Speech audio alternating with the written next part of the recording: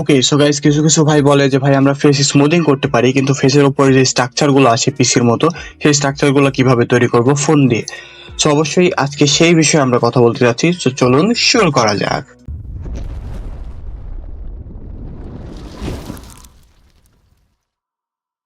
ওকে, so guys, face smoothing plus ফেসের উপরে যে স্ট্রাকচার আসে সেটা পিসির মতো করার জন্য আমাদের প্রথম দুইটি অ্যাপ্লিকেশনের প্রয়োজন হবে, ফটো এডিটর এবং স্কেচবুক। ওকে, সো সর্বপ্রথম আপনারা ফটো এডিটরটা ওপেন করে নেবেন। ওপেন করে নেওয়ার পর এখান থেকে গ্যালারিতে ক্লিক করবেন। এরপর আপনার পছন্দের ফটোটি আপনারা এখান থেকে সিলেক্ট করে নেবেন। আমি করে নিলাম। এখান থেকে নেওয়ার পর আপনারা নিচের দিকে দেখতে পাচ্ছেন ইফেক্ট নামের একটি অপশন রয়েছে। ইফেক্টের উপরে ক্লিক করে দিবেন। এখান থেকে আপনারা ডান সাইডের দিকে একটু স্ক্রল করতে থাকবেন। ডান সাইডে স্ক্রল করলে এখানে আপনারা দেখতে পারবেন শার্পেন নামের একটি অপশন রয়েছে। এই ফিল্টারের উপরে আপনারা ক্লিক করে দিবেন। শার্পেনের উপরে ক্লিক করে দেওয়ার পর এখানে যে অ্যামাউন্টটা দেখতে পাচ্ছেন, এই অ্যামাউন্টটা আপনারা বাড়িয়ে 72 করে দেবেন। দেওয়ার পর ডান সাইডে উপরে যে একটা টিক মার্ক দেখতে পাচ্ছেন, এই টিক মার্কের উপরে আপনারা ক্লিক করে দেবেন, তাহলেই ফিল্টারটি অ্যাপ্লাই হয়ে যাবে। এরপর আপনারা আবার ওই ইফেক্টের উপর ক্লিক করবেন। এখান থেকে একদম লাস্টে চলে আসবেন। লাস্টে আসার পরে দেখতে পাচ্ছেন এমবস নামের একটি অপশন রয়েছে। এই অপশনের উপরে আপনারা ক্লিক করে দিবেন। ক্লিক করে দেওয়ার পর এমবসের যে ফিল্টার, এই ফিল্টারটা 66 রেখে দেবেন। এখান থেকে উপরে আপনারা টিক মার্ক করে দিবেন। টিক মার্ক দেওয়ার পর এই সেম জায়গাতে আপনারা যে ডাউনলোডের অপশন দেখতে পাচ্ছেন, এই ডাউনলোড অপশনের উপরে ক্লিক করে দিবেন। এরপর গ্যালারিতে ক্লিক করে দিবেন, তাহলে আপনাদের ফটোটি গ্যালারিতে সেভ হয়ে যাবে। ওকে, সো প্রথম অ্যাপ্লিকেশনের কাজ শেষ। এটা আমরা যে অ্যাকশন পেপারটা তৈরি করলাম, এবার আমাদের অরিজিনাল ফটোর উপরে এই অ্যাকশন পেপারটা আমরা বসাবো। সো বসানোর জন্য কি করতে হবে, আমাদের প্রথমে স্কেচবুক অ্যাপ্লিকেশনটি ওপেন করে নিতে হবে। ওপেন করে নেওয়ার পরে এখান থেকে আপনারা বাম সাইডে উপরে যে 3 ডট একটা মেনু দেখতে পাচ্ছেন, এই 3 ডট মেনুর উপরে ক্লিক করে দিবেন। এখান থেকে ইম্পোর্ট ফ্রম ফাইল নামের যে অপশনটি দেখতে পাচ্ছেন, এই অপশনের উপরে ক্লিক করে দিবেন। এখান থেকে ডিসকার্ড কারেন্ট এক্সেস করে দিবেন, তারপরে ডিসকার্ড করে দিবেন। ওকে, ডিসকার্ড করে দেওয়ার পর এখান থেকে আপনাদের অরিজিনাল যে ফটোটি রয়েছে, যেটা আপনি ফটো এডিটরে ইম্পোর্ট করেছিলেন, ওই ফটোটি আপনারা সিলেক্ট করে নেবেন। সো আমি করে নিচ্ছি, দেখেন। ওকে, সো আমার ফটো ইম্পোর্ট করা কমপ্লিট। এরপর আপনারা কি করবেন, এরপর আপনারা চলে যাবেন এই যে মাল্টিপল অপশন একটা রয়েছে, এর উপরে ক্লিক করে দিবেন। এখান থেকে আপনারা আরেকটা দেখতে পাচ্ছেন ইম্পোর্ট ইমেজ নামের একটি অপশন রয়েছে, এটার উপরে ক্লিক করে দিবেন। এখান থেকে দেওয়ার পর বাম সাইডে যে একটা গ্যালারির মতো আইকন রয়েছে, এই আইকনের উপরে আপনারা ক্লিক করে দিবেন, তাহলে আপনাদের গ্যালারি শো হয়ে যাবে। এই গ্যালারি থেকে আমরা যেই স্ট্রাকচারটি মাত্র তৈরি করলাম, সেই স্ট্রাকচারটি এর উপরে বসিয়ে দিবেন।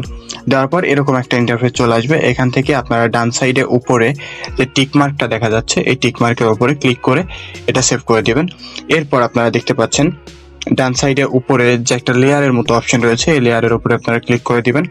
এখানে যে স্ট্রাকচারের লেয়ারটা রয়েছে, এই স্ট্রাকচারের উপরে ক্লিক করে দিবেন।